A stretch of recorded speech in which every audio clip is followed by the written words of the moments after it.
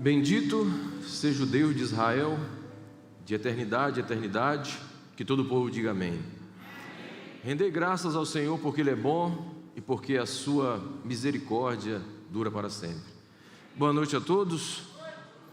Que bom que você veio para darmos continuidade a essa jornada espiritual de 10 dias de oração. Eu acredito que você teria diversos motivos e razões para ficar no conforto da sua casa. Mas nessa noite você escolheu vir ao melhor lugar do mundo, a casa de Deus. Essa é a casa dele. E eu creio que Deus está aqui. Apesar de não enxergá-lo com os olhos naturais, é possível vê-lo com os olhos da fé. Apesar de não conseguirmos tocá-lo, nós podemos senti-lo pelo mover sobrenatural do Espírito Santo neste lugar. Boa noite também para você que nos acompanha através das redes sociais. Deus também está aí com você, na sua casa, assim como está aqui conosco, para nos abençoar e para dar direção à nossa vida espiritual. Nós não podemos falar sobre Deus e sobre sua palavra sem primeiro orar e buscar o Espírito Santo nessa noite, para que a mensagem a qual Ele reservou a nós, de fato possa nos proporcionar edificação espiritual. Portanto, feche seus olhos neste momento. Querido e maravilhoso Deus, a nossa gratidão por nos dar o privilégio de nessa noite estarmos na Tua presença, na Tua casa, e tendo a plena certeza da Tua presença aqui para nos abençoar e para, de uma maneira muito especial, abençoar a nossa família. Estamos vivendo um momento crítico da história deste planeta, mas acreditamos que tudo isso são sinais claros da volta do Senhor Jesus a essa terra. E por essa razão, ó Deus, não temos nenhuma dúvida de que agora é o momento do despertar espiritual da Tua igreja, para que ela cumpra o seu papel profético da pregação do Evangelho e de preparar este mundo para a volta do Senhor. E nessa noite, queremos abrir a Tua palavra e, através das Escrituras, entender qual é o propósito do Senhor para a nossa vida nessa terra e no porvir. Portanto, nos abençoe agora ao abrir a Tua palavra. Suplicamos, ó Deus, que o homem se cale, mas que Teu Espírito fale nessa noite, no nome santo de Jesus Cristo. Amém. Eu queria convidá-lo nessa noite, você que está aqui conosco, presente na igreja, e você que nos acompanha através das redes sociais, a abrir a sua Bíblia na Epístola de Tiago, capítulo 1 e verso de número 1. Epístola de Tiago, capítulo 1, versículo 1. Assim que todos encontrarem o texto bíblico, então nós iremos fazer a leitura. Eu peço que você nos acompanhe na leitura do mesmo. Se você não tem a sua Bíblia, mas trouxe seu smartphone, então abra também a sua Bíblia digital e nos acompanhe na leitura do texto bíblico. Então, a carta de Tiago diz dessa maneira no primeiro verso: Tiago, servo de Deus e do Senhor Jesus Cristo, as 12 tribos que se encontram na dispersão, saudações.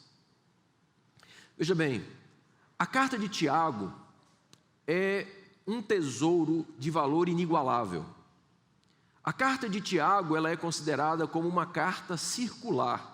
Não era uma carta para ser lida na igreja, mas era para ser lida em todas as igrejas e em todas as comunidades cristãs. Bom, na Bíblia o nome Tiago, ele vem do termo grego Iacobós, de onde vem a forma helenizada do grego Jacob. Então, Tiago significa Jacob, e Jacob é o mesmo que apanhar pelo calcanhar.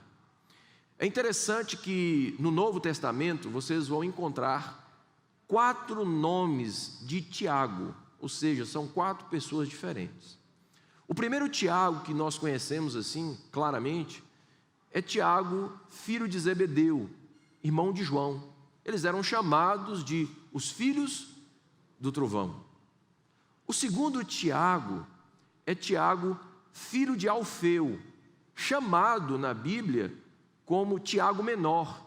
Ele era um dos discípulos de Cristo. O terceiro Tiago, ele não era discípulo, ele era pai de um discípulo. O nome do pai dele é Tiago, o pai de Judas Tadeu. E o quarto Tiago na Bíblia é chamado de Tiago, irmão do Senhor, aquele que fora líder da igreja cristã em Jerusalém. E, evidentemente, foi Tiago, o irmão do Senhor, que escreveu essa carta, que tem um cunho pastoral, que tem a proposta de aconselhamento e de direcionamento. Bom, os historiadores acreditam que essa carta ela foi escrita entre o ano 58 ao ano 62. Por que Tiago escreveu essa carta? Porque a igreja cristã estava vivendo um dilema sério. Qual era o dilema da igreja? Era que a igreja estava dispersa. O Império Romano começou a perseguir os cristãos de maneira muito intensa. Então os cristãos saíram de Jerusalém e se dispersaram por parte da Ásia Menor e também para a Palestina. Qual era a preocupação de Tiago, sendo ele o líder da igreja? Que os irmãos, ao se dispersarem por diversas regiões, eles perdessem a fé, a esperança e os princípios da palavra de Deus. Não é interessante que hoje a igreja também não está vivendo o mesmo problema de dispersão? Nós não estamos dispersos por uma perseguição imposta pelo governo, mas a pandemia levou a igreja a se dispersar para suas casas. E querendo ou não, por mais que estejamos no conforto da nossa casa, nada substitui o fator de estarmos na igreja, comungando entre os irmãos, trocando experiências, fortalecendo um ao outro. Uma igreja dispersa é uma igreja vulnerável ao desânimo, à letargia, à introdução de falsas doutrinas e muitos outros problemas que Tiago tinha receio que acontecesse no período em que ele era o líder da igreja. E então Tiago escreve a sua carta com um propósito: desenvolver uma fé genuína na igreja cristã, e que essa fé genuína pudesse produzir obras de caridade. E é por isso que no capítulo 2 ele fala que a fé sem obras é morta. Então, a carta de Tiago, em resumo, é um manual pastoral de como a igreja pode alcançar a maturidade espiritual. E convenhamos, maturidade espiritual não tem nada a ver com idade cronológica. Maturidade espiritual não tem nada a ver com formação acadêmica. Maturidade espiritual não tem nada a ver com a quantidade de tempo que você frequenta uma determinada denominação religiosa. Maturidade também não tem nada a ver com conhecimento bíblico. Maturidade para Tiago tem tudo a ver com relacionamento com Deus. E a proposta dessa carta, através dos 5 capítulos, é nos ensinar como podemos alcançar a maturidade espiritual. E é justamente sobre isso que Deus quer falar com você nessa noite. Então nós vamos, assim, passear pela epístola de Tiago, e em cada capítulo nós vamos extrair como podemos alcançar a maturidade espiritual. e alcançarmos assim na maturidade espiritual a imagem e semelhança de Cristo. E ainda me permitam dizer que tudo o que Tiago escreveu é apenas uma ampliação do que Jesus já havia ensinado para os discípulos antes da sua ascensão aos céus. Então, eu li o primeiro verso para vocês entenderem o que é a carta de Tiago. E agora nós vamos ver justamente os pontos pelas quais Tiago diz que nós devemos alcançar a maturidade. Então, nós vamos começar no primeiro capítulo, no verso 2. Eu queria que você prestasse bastante atenção, porque isso é palavra de Deus para a sua vida. Então, o texto diz assim: meus irmãos, tende por motivo toda o quê? O que está escrito na sua Bíblia? Tenha por motivo toda alegria. O passarde por várias, sabendo que a provação da vossa fé, uma vez confirmada, produz perseverança. Ora, a perseverança deve ter ação completa, para que sejais o quê? Perfeitos, íntegros, em nada deficientes. Eu queria aqui dar ênfase na palavra perfeitos. A palavra perfeitos no original grego é teleios. É o mesmo que maduro ou maturidade. Então, perfeitos, na epístola de Tiago, não significa pessoa que não comete erro, ou pessoa que não tem erro. Perfeito é uma pessoa que alcançou a maturidade espiritual. Aquilo que Paulo chama nas suas epístolas de plenitude de Cristo. E é isso que Deus deseja para você. E nesse verso, como podemos alcançar a maturidade?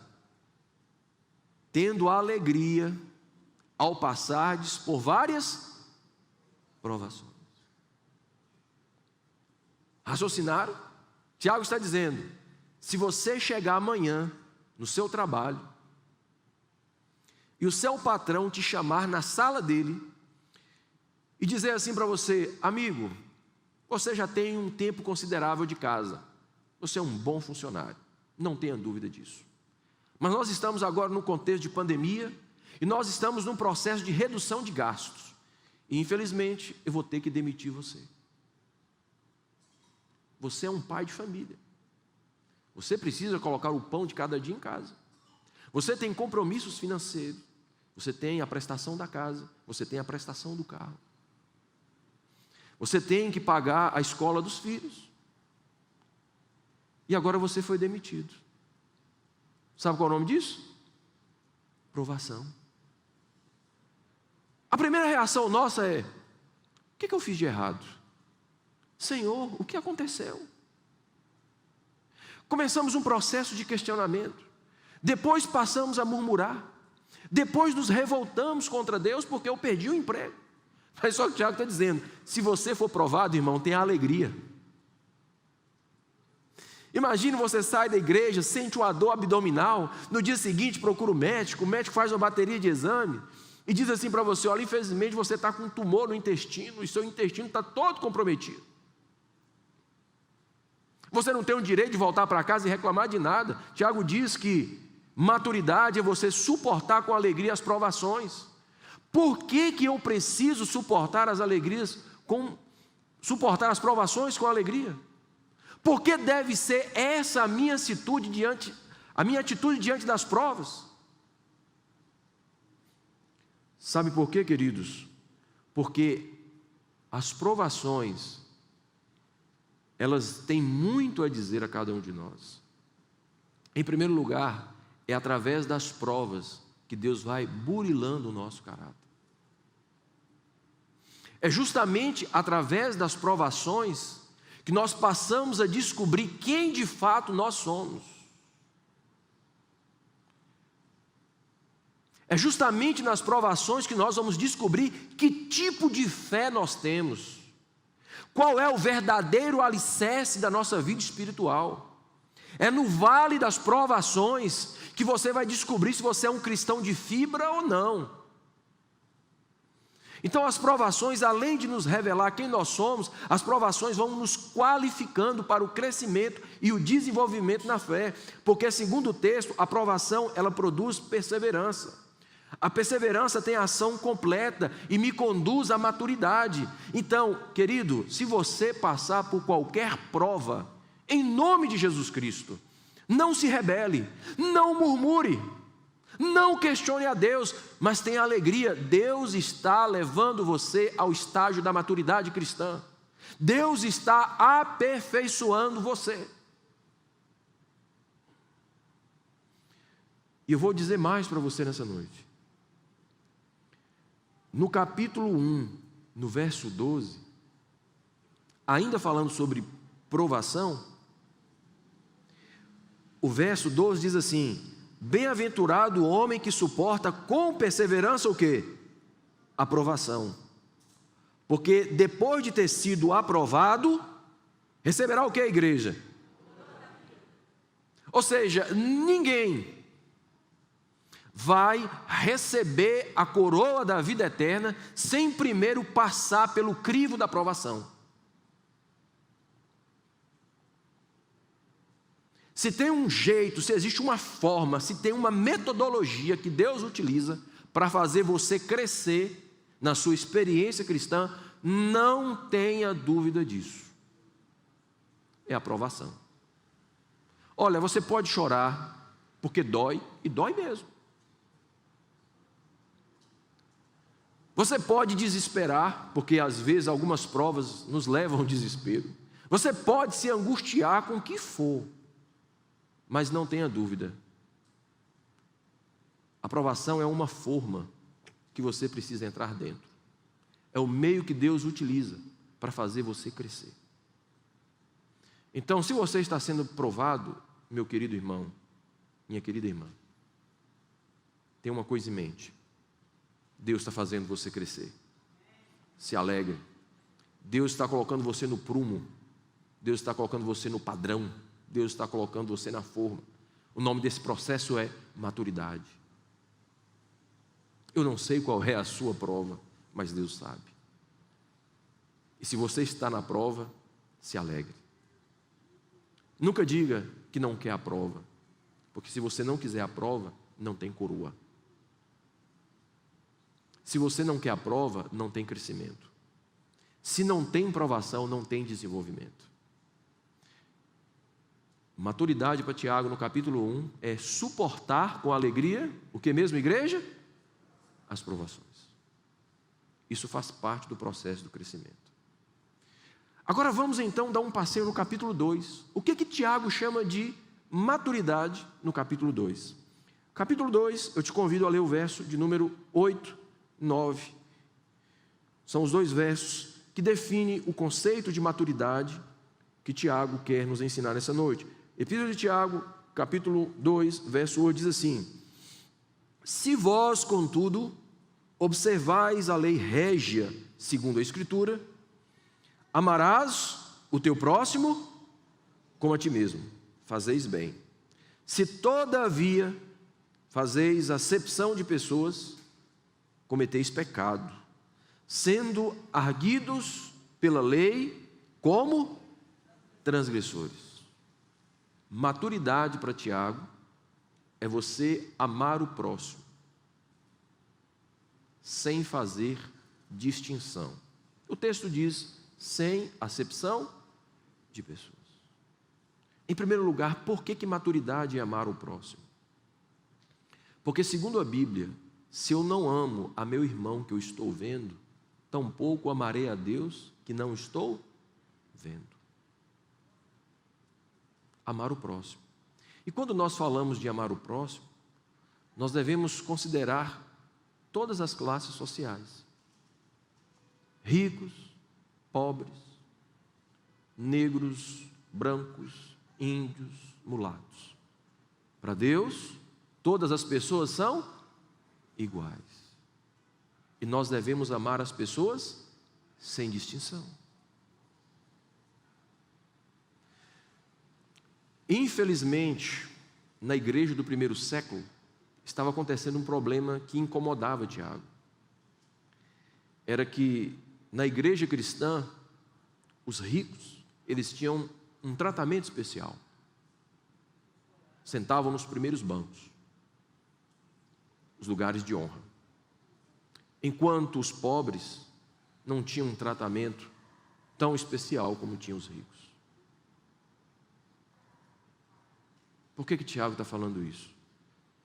Porque no reino de Deus não tem ninguém maior e nem melhor do que ninguém.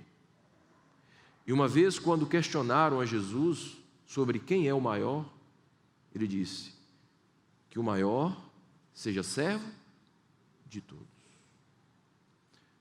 A vida cristã não é ser servido, mas Jesus ensinou que o cristianismo é servir. E Tiago está dizendo, olha, amarás a teu próximo, sem distinção. Lógico, no contexto dele, rico, pobre, gentil ou judeu. Nós devemos amar as pessoas sem distinção. Então, se você passa pela rua e se depara com um homossexual, que às vezes é rejeitado pela sociedade, pela escolha sexual que fez, não tenha dúvida, ele é seu irmão, é meu irmão. E eu tenho que tratá-lo com amor. Ou pense o bêbado, aquele cara que enche a cara de cachaça e fica perturbando todo mundo lá na sua rua. Às vezes, quando você vem da igreja, está lá jogado na calçada, alcoolizado, sujo, com mau cheiro. Nunca se esqueça, eu e você precisamos amar essa pessoa. É nosso irmão. E nós devemos tratar as pessoas com igualdade, com amor. Então olhe para a sociedade e veja quantas pessoas são discriminadas. A sociedade pode discriminar. Mas maturidade é a capacidade que eu tenho de entender que todos são filhos de Deus. E que todos devem ser amados. Porque a própria Bíblia diz que Deus amou o mundo de tal maneira que deu o seu Filho unigênito para que todo aquele que nele crê não pereça, mas tenha a vida eterna. Deus amou a todos, sem distinção. E eu e você, nós não devemos ter uma atitude diferente. Por isso que Tiago, ele me ensina e ele te ensina que maturidade é amar sem fazer distinção. Mas eu quero abrir uma aspas bem grande aqui. Amar não significa concordar com os erros que as pessoas praticam. Fecha aspas. Capítulo 3. O que é maturidade para Tiago no capítulo 3? Esse é um dos capítulos da Bíblia que eu gosto muito, principalmente nessa epístola. Então, em primeiro lugar, maturidade é suportar com alegria as provações. Em segundo lugar, maturidade é amar sem fazer distinção, sem fazer acepção de pessoas. Muito bem. E no capítulo 3, o que para Tiago é maturidade? Capítulo 3, verso 1, diz assim: meus irmãos, não vos torneis muitos de vós mestres, sabendo que havemos de receber maior juízo. Ou seja, quanto maior for o nosso conhecimento, maior é a nossa responsabilidade no dia do juízo. Aí ele diz assim no verso 2: porque todos tropeçamos em muitas coisas. Se alguém não tropeçar no falar, o que está na sua Bíblia? É o que?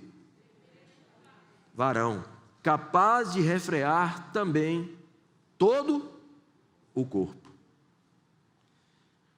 Queridos, veja bem, mais uma vez a palavra é teleios. Então Tiago está dizendo que o cristão maduro é aquele que tem domínio próprio. Mas veja que interessante. Domínio próprio é uma das virtudes do Espírito, correto? Está lá no livro de Gálatas. Domínio próprio. Só que domínio próprio envolve todas as áreas do ser humano. Então, assim, dominar o apetite é fácil ou é difícil? Difícil. Mas não é impossível. Para uns é mais fácil, para outros é mais difícil. Controlar as paixões, os desejos carnais, é fácil ou é difícil? Difícil. Mas não é? Mas como eu disse anteriormente, o domínio próprio é uma virtude de quem? Do Espírito? Do Espírito Santo. Entre as várias coisas que eu e você precisamos ter domínio, Tiago dá destaque a uma. Que ele chega a dizer que se você conseguir dominar isso, se você conseguir ter domínio próprio nessa área, aí você é um crente maduro. E que área é essa? O falar. O dominar o quê? A língua. Queridos, alguns dizem que outros têm a língua uma maior do que o outro, eu não sei. Mas existem pessoas que não têm controle sobre a língua, né? Alguns até fazem piadas de mau gosto. Olha, fulano quando morrer vai ser um caixão para o corpo e o outro para a língua. Então eu imagino que é difícil a língua ficar dentro da boca, né? É grande demais. Mas Tiago, ele está dando uma ênfase dizendo o seguinte: olha, se você conseguir controlar o que está dentro da sua boca, você é um perfeito varão. Você tem domínio próprio. Você é um cara maduro. Porque, convenhamos, não é fácil ter domínio sobre as palavras. E nós devemos ter um cuidado muito especial com isso, porque a nossa língua, às vezes, fere mais do que um instrumento cortante. Às vezes, a nossa língua destrói a família dos outros, como a nossa própria família. Às vezes, a nossa língua separa os melhores amigos.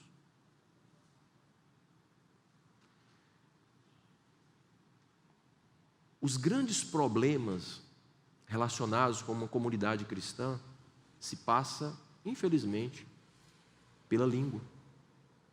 Os problemas relacionais da igreja, tudo passa por uma palavra chamada fofoca, calúnia, ser maldizente, futriqueiro, mexeriqueiro, entrar na vida alheia.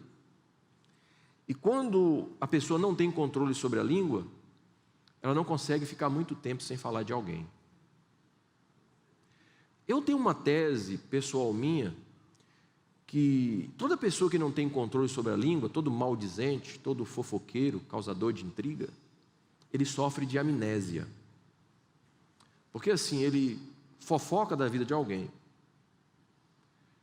E se alguém que ouviu, procura a pessoa que evidentemente foi o alvo da fofoca e diz: olha, falaram de você assim, assim, assim.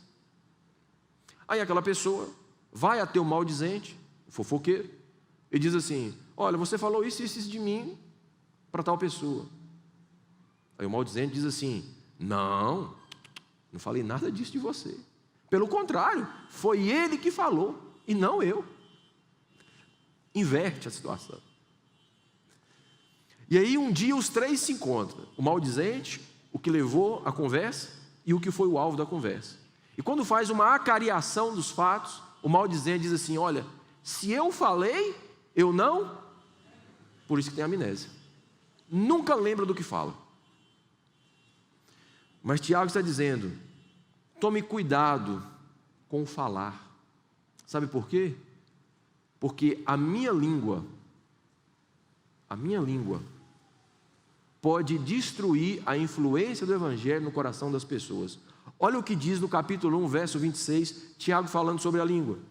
Se alguém supõe ser religioso, deixando de refrear a língua, antes enganando o próprio coração, a sua religião é o quê? Então assim, me permita ilustrar. Se o cristão vem à igreja para falar da vida alheia, para ficar comentando da vida dos outros, a religião dele é em vão, ele está vindo aqui perder o tempo. Pelo contrário, além de perder o tempo, ele está impedindo que outras pessoas sejam alcançadas pelo Evangelho. Então, maturidade para Tiago é ter domínio próprio, é ter controle sobre a língua. Então, vamos lá, repetindo para a gente não esquecer. Capítulo 1, maturidade é suportar com alegria as... No capítulo 2, maturidade é você amar as pessoas sem fazer distinção. No capítulo 3, maturidade é ter domínio próprio. Nesse quesito, Tiago está falando sobre o refrear a língua. E no capítulo 4, o que é maturidade para Tiago no capítulo 4? De onde procedem as guerras? Verso 1. E contendas que há entre vós. De onde, senão dos prazeres que militam na vossa carne?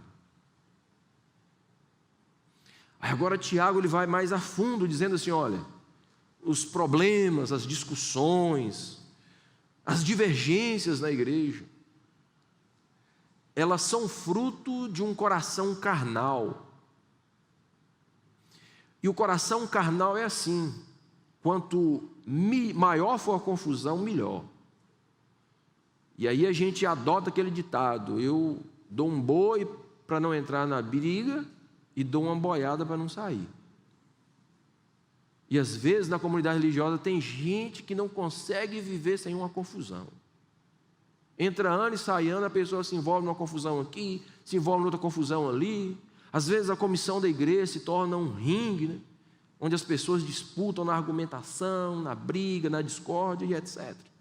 Mas qual é a proposta de Tiago no capítulo 4? É que maturidade é ter um coração pacificador. Aonde o cristão passa, ele tem que promover a paz. É mais um dos frutos do Espírito. Nós não estamos aqui para criar discórdia. Nós estamos aqui para trazer harmonia. Isso é maturidade. E como o tempo já está avançado, eu vou pular para o capítulo 5 para a gente encerrar. Então, repetindo, capítulo 1, maturidade é suportar com o que mesmo, igreja? As provações. No capítulo 2, maturidade é amar sem fazer distinção ou acepção de pessoas. Capítulo 3, maturidade é ter domínio. Capítulo 4, maturidade é ter um espírito pacificador em uma comunidade que vive em divergência. Capítulo 5, nós vamos então para o último aspecto da maturidade cristã, segundo Tiago. Ok? Capítulo 5. Então, nós vamos para o verso 7. Do capítulo 5, diz as Sagradas Escrituras: sede, pois, irmãos, pacientes até a vinda. Eis que o lavrador aguarda com paciência o precioso fruto da terra, até receber as primeiras e as últimas chuvas. Sede vós também pacientes e fortalecei o vosso coração, pois a vinda do Senhor está. Irmãos, não queixeis uns dos outros para não serem julgados. Eis que o juiz está às portas. Irmãos, tomai por modelo no sofrimento e na paciência os profetas, dos quais falaram em nome do Senhor. E eis que temos por felizes os que perseveram firmes. Tendes ouvido da paciência de Jó, e vistes que fim o Senhor lhe deu, porque o Senhor é cheio de eterna misericórdia e compassivo. Capítulo 5. Qual é o assunto em questão aqui? Paciência. Então, se o pregador demorar um pouquinho, paciência. Paciência. Queridos, paciência é o que Tiago está desenvolvendo no capítulo 5. Então, maturidade é o cristão ser paciente. Em que sentido? A paciência para esperar as providências de Deus. Aqui ele cita vários exemplos. Ele cita os profetas, ele cita Jó e ele cita o exemplo dos lavradores. No sábado a gente vai falar mais sobre o capítulo 5. Mas Tiago, ele tem uma preocupação com a paciência. É de nós esperarmos o agir de Deus, no tempo de Deus, do jeito de Deus. Então eu queria fazer algumas perguntas para a gente de fato encerrar a mensagem. A primeira pergunta é o seguinte: Deus ouve todas as orações? Vocês vão responder sim ou não. Deus ouve todas as orações? Sim ou não? Sim, Deus ouve todas as orações. Segunda pergunta: Deus responde todas as orações, sim ou não? Houve divergência. Sim ou não? Veja bem, Deus ouve todas as orações e Deus o quê? Responde. Às vezes ele responde com sim e outras vezes ele responde com não. Ou às vezes ele pode dizer, espera mais um pouco. Terceira pergunta: Deus, ele atende tudo aquilo que nós pedimos a ele em oração? Não. Até porque Tiago diz que ele não atende muitas das nossas orações como pedimos, é porque nós pedimos mal. Nós não sabemos pedir. A quarta e última pergunta: Deus, o Senhor Todo-Poderoso, Ele ouve, Ele responde, Ele atende. Mas a quarta pergunta: quando Deus atende, Ele atende no tempo dEle ou no seu tempo? No tempo dEle. E quando Deus não atende no nosso tempo, o que a gente precisa ter? Paciência. Por que a gente precisa ter paciência, igreja? Porque quando nós não somos pacientes para aguardar o agir de Deus na nossa vida, nós podemos cometer inúmeros equívocos. E às vezes cometemos esses erros que acabam minando a nossa vida espiritual, acaba nos afastando dos propósitos de Deus para a nossa vida. São escolhas que nós fazemos por não esperar a resposta de Deus. Eu poderia citar o exemplo de Abraão. Abraão, praticamente com 75 anos, e o menino não veio. Abraão não esperou o agir de Deus e aceitou a proposta da sua esposa, Sarai, de receber Agar como mulher e dela nascer a criança que na cabeça de Abraão poderia ser aquele que Deus prometeu. E por conta disso houve uma divergência na família, houve ciúme entre Sarai e Agar. E quando Ismael nasceu 25 anos depois, quando Deus apareceu para ele com 75, já não tinha mais lugar para Isaac e Ismael na mesma casa. Tudo porque Abraão não esperou o quê? O tempo de Deus. Como diz o meu pai, ele jogou o carro na frente dos bois. Ele pagou um preço alto por isso. E o que dizer então de Jacó? Não foi diferente. Deus havia prometido no ventre da sua mãe Rebeca, de que o mais moço teria primazia sobre o mais velho. Deus ia abençoar de fato Jacó, mas não era no tempo que Jacó queria, e muito menos no tempo que Rebeca imaginava. Mas não, eles preferiram criar um plano para enganar Isaac.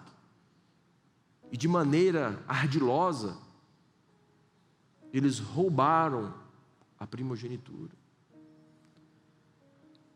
E evidentemente Jacó teve que ficar 21 anos foragido na casa de Labão, sofrendo. Da mesma maneira como ele enganou, ele também foi enganado. Tudo porque ele não esperou com paciência o agir de Deus. Meu querido irmão, minha irmã, eu não sei o que você tem pedido a Deus e quanto tempo tem demorado para Deus atender o seu pedido. Se não atendeu até agora, não se preocupe. Tenha paciência.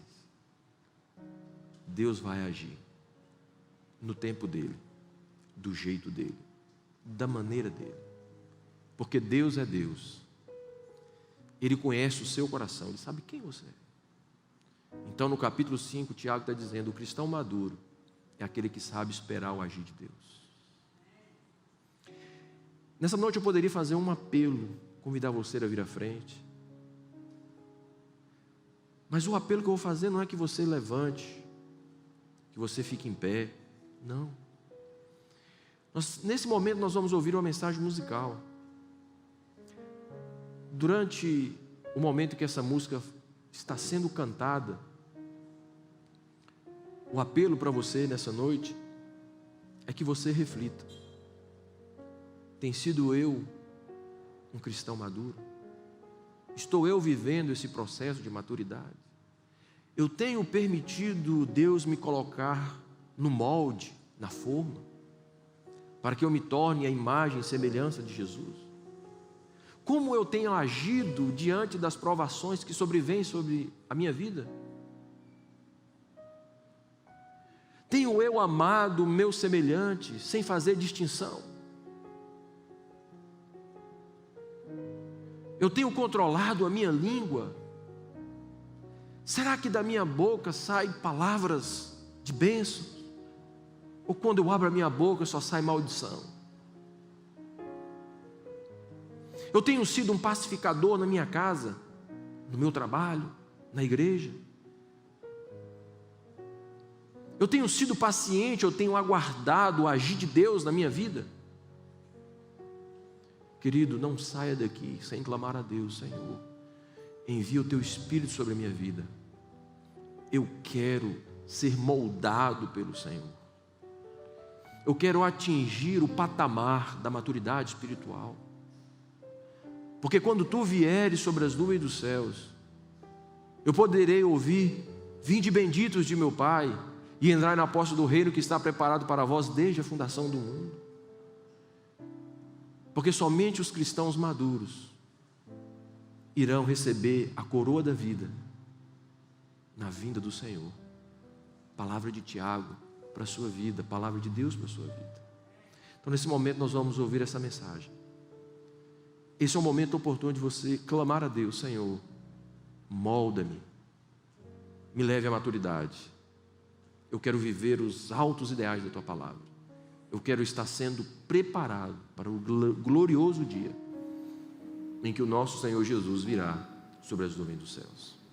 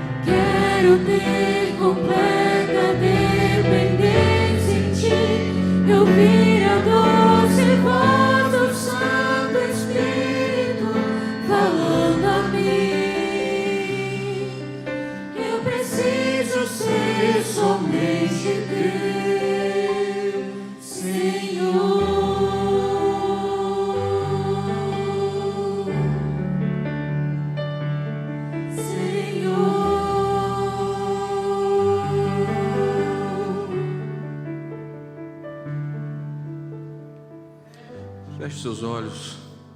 Querido Deus, obrigado porque o Senhor deixastes a Tua palavra como um guia infalível para o nosso crescimento, para o nosso desenvolvimento na fé, para alcançarmos a plenitude de Cristo, a maturidade espiritual, para que sejamos modelados à imagem e semelhança do nosso Salvador. Que a mensagem dessa noite nos leve não apenas à reflexão, mas à busca, à prática pela maturidade espiritual. Que tenhamos alegria quando formos provados, porque estamos crescendo. Que venhamos amar como Cristo amou, porque aquele que não ama não conhece a Deus, porque Deus é amor. Ó Deus, nos ajude a ter domínio próprio, a dominarmos este órgão tão pequeno que fica na nossa boca, mas que às vezes causa tanta destruição na vida das pessoas. Ó Senhor, tenha misericórdia de nós. Ajuda-nos, ó Deus, a ter um espírito pacificador. Onde quer que entrarmos, por onde passarmos, nós possamos levar harmonia, tranquilidade, serenidade e, acima de tudo, paz. Ó Deus, ajuda-nos a entender os Teus planos e sermos pacientes para esperarmos o Teu agir sobrenatural sobre nossa vida. E enquanto as coisas não acontecem, que nós possamos esperar pelo Senhor. Abençoe de uma maneira muito especial a igreja que está reunida aqui agora. E abençoe também a igreja que está do outro lado, em casa, nos acompanhando pelas redes sociais. Que todos nós possamos alcançarmos a maturidade e recebermos de Jesus a coroa da vida eterna. É o que nós te pedimos, Senhor, com perdão dos nossos pecados nessa noite, no nome de Jesus Cristo. Amém. Que o Senhor te abençoe e te guarde. Que o Senhor faça resplandecer o rosto sobre ti e tenha misericórdia de ti. O Senhor sobre ti levante o rosto e te dê a paz.